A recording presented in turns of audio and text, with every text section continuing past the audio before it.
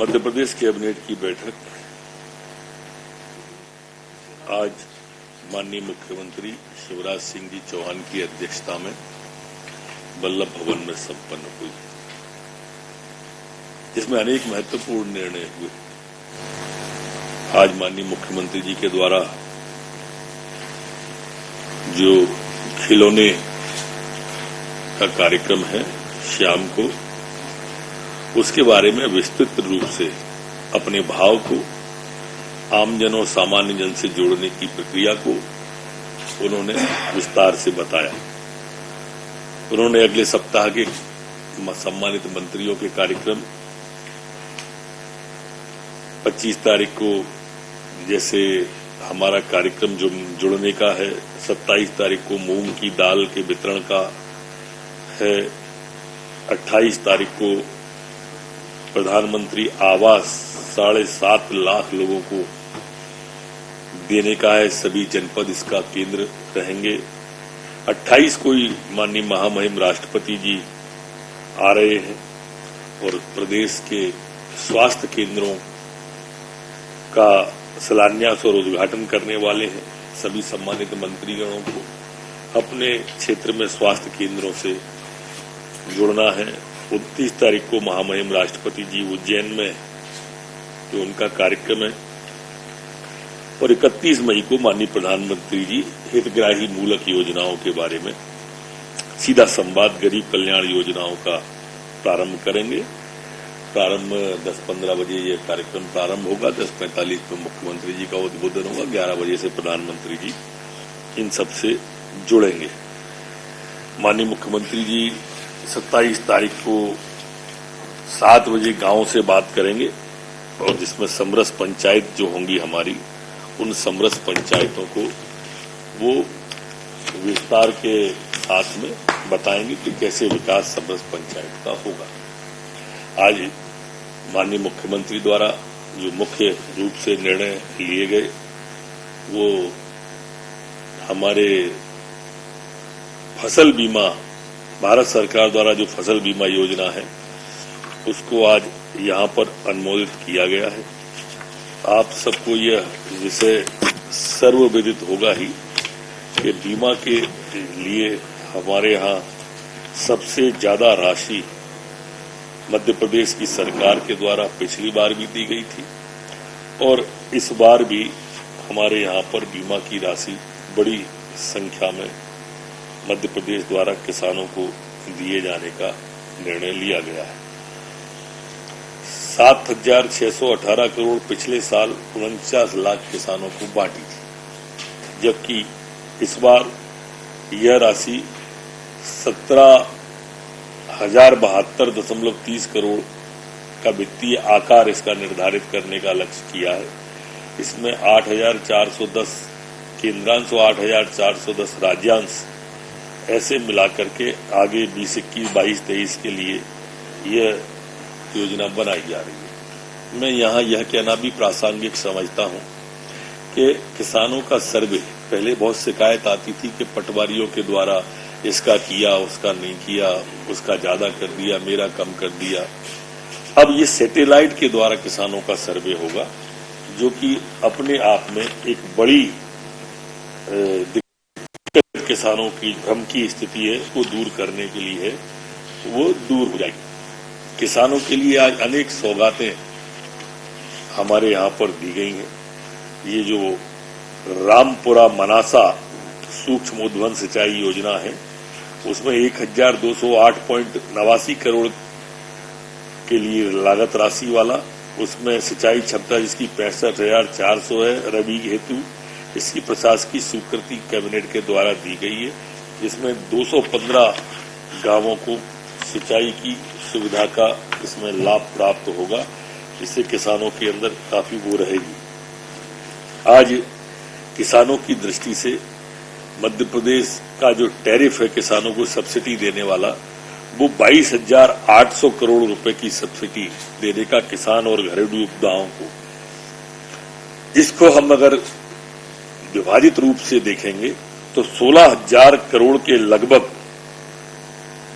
किसानों का इसमें सब्सिडी दी जा रही है। जबकि 5,584 करोड़ रुपए घरेलू उपभोक्ताओं को सब्सिडी इस टैरिफ को, जिसको कैबिनेट के द्वारा मंजूरी दी गई है, उसको दी जा रही है। मध्य प्रदेश की जो सिंगाजी ताप विद्युत परियोजना है, उस परियोजना की भी द्वितीय चरण की लागत को पुनरीक्षित को आज कैबिनेट के द्वारा मंजूरी दी गई है। इसी तरह से निम्बोला जिला बुरहानपुर में टेक्सटाइल्स क्लस्टर की स्थापना के लिए आज कैबिनेट के द्वारा मंजूरी दी गई है। ये अपने आप में ये जो बुरहानपुर की योजना है, रोजगार की दृष्टि से एक बड़ा महत्वपूर्ण कदम बुरहानपुर के लिए होगा, जिसमें हमारे जो रोजगार नौजवान हैं, बेरोजगार लोग हैं, उनको लगभग 4,000 लोगों को रोजगार इसमें प्राप्त होगा और 19.85 करोड़ रुपया प्रथम दृष्टया इसमें सहमति के दिए गए हैं। इसी तरह से एक बड़ी महत्वाकांक्षी योजना हमारे लोक स्वास्थ्य और परिवार कल्याण विभाग की है। इस योजना के अंतर्गत हमारे जो संवर्ग का निर्माण स्वास्थ्य विभाग में कर दिया गया है। इसके अंदर जो संवर्ग बनाए, चिकित्सीय संवर्ग, विशेषज्ञ संवर्ग, लोक स्वास्थ्य प्रबंधन संवर्ग और अस्पताल प्रबंधन संवर्ग, यहां में बाकी तो जैसे हमारा जो कैडर आया है बीएमओ के बाद में डीडी, डीएचओ, सीएमएचओ, ये अधिकांश लोग जानते हैं। और हमारे इस जो संवर्ग की सराहना केंद्र सरकार के जो स्वास्थ्य मंत्री जी हैं उनके द्वारा भी की गई। इसमें एक जो हमारा अस्पताल प्रबंधन का कैडर है वो अब अलग कर दिया है। अभी तक उसमें चिकित्सक ही रहते थे, अब ये कैडर बिल्कुल अलग से आएगा और उसको भी कैडर को ऊपर तक जाने की इसमें सुविधा रहेगी। और इससे बहुत बड़ा परिवर्तन, अभी तक क्या होता था कि डॉक्टर ही डॉक्टर के ऊपर आके कुचद्रा, बाथरूम, लैट्रिन, छोटी छोटी दिक्कतों का जो सामना करना, ये संवर्ष के बाद में ये दिक्कत हमारे मध्य प्रदेश की खत्म हो जाएगी। इसी तरह से भू राजस्व संहिता में मध्य प्रदेश के अंदर आज संशोधन किया गया है और इस संशोधन के माध्यम से अब बेंच बन गई। वो अभी तक एक जो हमारे कमिश्नर निर्णय लेते थे, अब 2 लोग होंगे इसमें, जो 2 लोग बैठ करके इस विषय पे अब निर्णय लेंगे।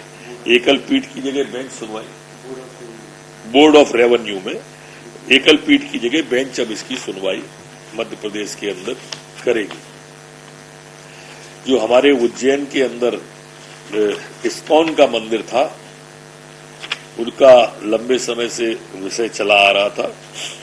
हाईकोर्ट के निर्णय के बाद में अब कैबिनेट ने तय किया है कि उस समय की जो तत्कालीन गाइडलाइन थी 2004-5 की, उसके आधार पर यह इस्कॉन के उनको यह भूमि प्रदान की जाएगी। आज जो निर्णय लिया गया है, एक अन्य निर्णय के अंदर मध्य प्रदेश के जो खाद्यान्न योजना उपार्जन सार्वजनिक प्रणाली है, उसके लिए भी 29,400 करोड़ की निःशुल्क प्रत्याभूत की स्वीकृति वर्ष 22-23 के लिए प्रदान की जाएगी। भारत सरकार द्वारा जारी रिवेम्पर्ड डिस्ट्रीब्यूशन सेक्टर स्कीम के अंतर्गत राज्य की वितरण कंपनियों की कार्य योजना का अनुमोदन भी आज मध्य प्रदेश की कैबिनेट के द्वारा किया गया है।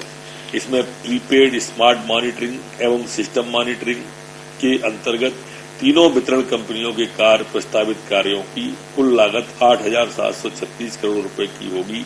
इसमें केंद्र सरकार का अनुदान 1,462 करोड़ रुपए मिलेगा तथा राज्य शासन का अंश निरंक रहेगा। इसी तरह से नवकरणीय ऊर्जा की उत्पादित विद्युत निकासी और ग्रीन एनर्जी कॉरिडोर परियोजना के प्रथम चरण के ट्रांसमिशन कार्यों को लिए भी आज 124 बिलियन का संपूर्ण उपयोग किया जाए, इसकी सहमति आज कैबिनेट के द्वारा प्रदान की गई। एक महत्वपूर्ण और निर्णय में 3 नवीन पुरस्कारों को और घोषणा आज मध्य प्रदेश की कैबिनेट के द्वारा की गई है और इन पुरस्कारों में जो पूर्व में पुरस्कार दिए जाए थे वो यथावत रहेंगे।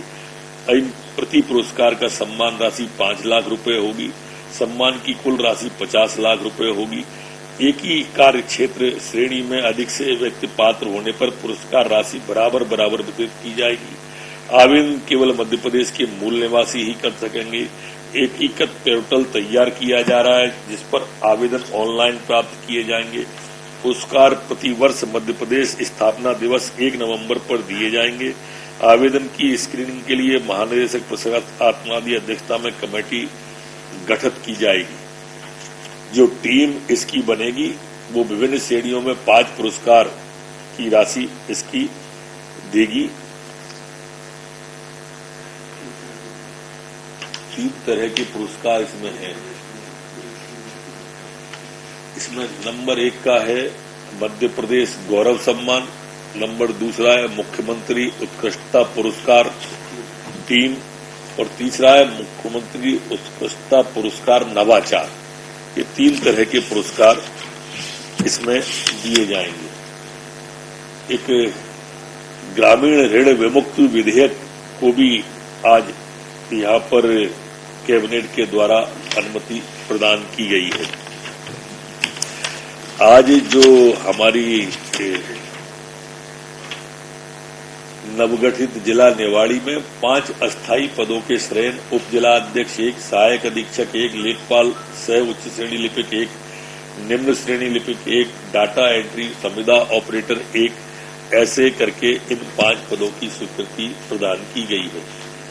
सड़क परिवहन निगम जो हमारी एक महत्वाकांक्षी योजना है, देश के अंदर हमारे प्रदेश को सराहा गया है, तो उसमें शहडोल नगर निगम स्थित सड़क परिवहन निगम की संपत्ति जिसका क्षेत्रफल 19,140 वर्ग मीटर है 6.3 करोड़ रुपए के लिए इसमें वो किया था, जिसकी निविदा 9,23,12,000 रुपए से अधिक की प्राप्त हुई है, उसको सहमति प्रदान की है। राजस्व विभाग की दमोह की जो जमीन है उसे 2,18,00,000 रुपए में प्रदान की है सहमति। बालाघाट की राजस्व विभाग की भूमि निवर्तन जिसको कि 3,21,20,000 में प्रदान की है। इसमें सभी 100% राशि जमा होने के बाद उनको यह भूमि प्रदान की जाएगी। वन संरक्षण के लिए जन भागीदारी का लिए जो हमारे मुख्यमंत्री जी का संकल्प है उसके लिए आज अनुसमर्थन का मामला आया है। इस संकल्प में 2021 को निरस्त किया गया। 2001 के संकल्प में काष्ठ की बिक्री से प्राप्त राजस्व की 20% राशि संयुक्त वन प्रबंधन समिति को देने का निर्णय शामिल है। वनाधिकार अधिनियम के अंतर्गत वन प्रबंधन अधिकार ग्राम सभा को जिन स्थानों पर दिया जाता है उन स्थानों पर प्रावधानों को अनुसार वनों का प्रबंधन किया जाएगा। दिनांक 27 अप्रैल 2022 को आदेश का अनुसमर्थन इसका किया गया है कैबिनेट के द्वारा।